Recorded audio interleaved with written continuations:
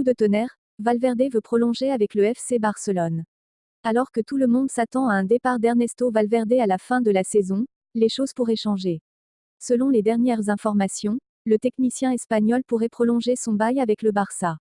A priori, la nouvelle paraît invraisemblable, pourtant elle pourrait se confirmer dans les prochains mois. Donné partant dès l'été prochain, Ernesto Valverde pourrait poursuivre son séjour sur le banc catalan après cette saison. En effet, il est connu de tout que le technicien catalan n'est plus désiré au sein du Barça. Depuis la raclée reçue face à Liverpool en UEFA Champions League la saison passée, Ernesto Valverde a perdu toute crédibilité, et l'on attend impatiemment la fin de la saison pour se débarrasser définitivement de lui. Mais d'après la presse espagnole, Ernesto Valverde pourrait faire une saison supplémentaire. Selon les informations du quotidien Sport, Josep Bartomeu aurait prévu nommer à la suite de l'entraîneur espagnol, Jorge Jesus, l'actuel entraîneur du club brésilien de Flamengo. Ce dernier qui dispute cette année même la finale de la Copa Libertadores. Une nomination qui serait même conditionnée par son sacre à l'issue de cette finale. Selon le média espagnol, l'année supplémentaire de Valverde sera une période d'observation pour Jorge Jesus. Ce qui lui permettra de se lancer dans le bain une fois arrivé. Mais loin de l'arrivée de l'entraîneur du club brésilien, la prolongation de Valverde pourrait générer des grincements de dents. Valverde sera-t-il toujours l'entraîneur du FC Barcelone la saison prochaine?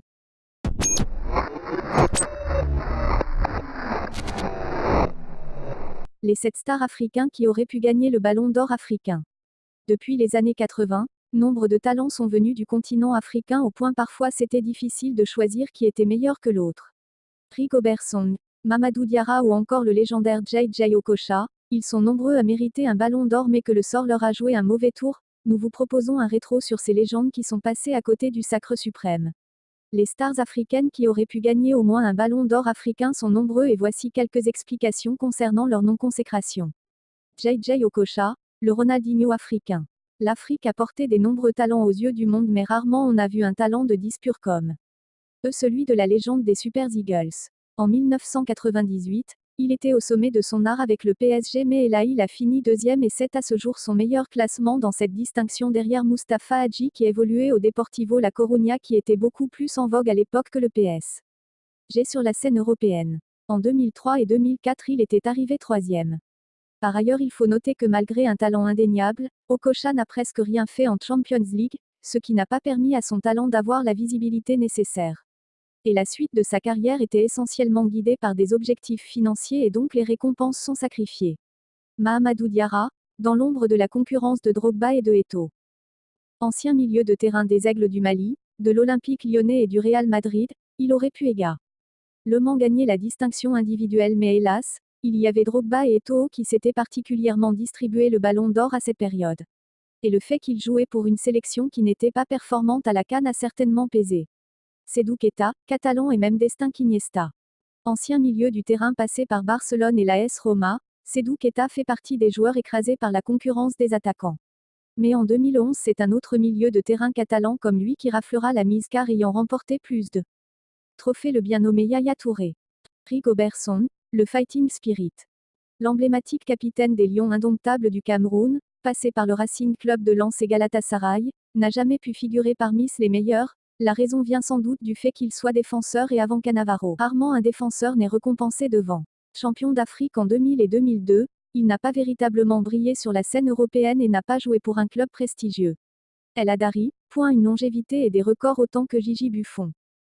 Au même titre que Song, El Hadari a marqué l'histoire de la sélection égyptienne et du football africain. Hormis sa longévité, il est sans doute l'un des joueurs les plus étoffés du continent, que ce soit avec Al Ahly du Caire, ou avec la sélection égyptienne avec laquelle il a remporté au moins 3 Coupes d'Afrique des Nations. Sans doute, le fait de n'avoir jamais foulé le sol européen pour un club a pesé dans sa non-consécration. Parce que depuis les années 90, le Ballon d'Or africain récompense davantage les joueurs du continent qui évoluent en Europe. Et tout comme Rigobert Song, il évolue à un poste peu valorisé. Michael Essien, l'autre sacrifié de l'époque Drogba Eto'o. Le célèbre numéro 8 du Ghana, auteur d'un somptueux but à la Zizou en Ligue de Champions avec Chelsea, aurait également se voir décerner le sacre continental, que ce soit avec l'Olympique lyonnais, ou Chelsea, ou encore le Real Madrid. En 2008 et 2009, il était arrivé à chaque fois. Asamoah Gyan, roi sans couronne.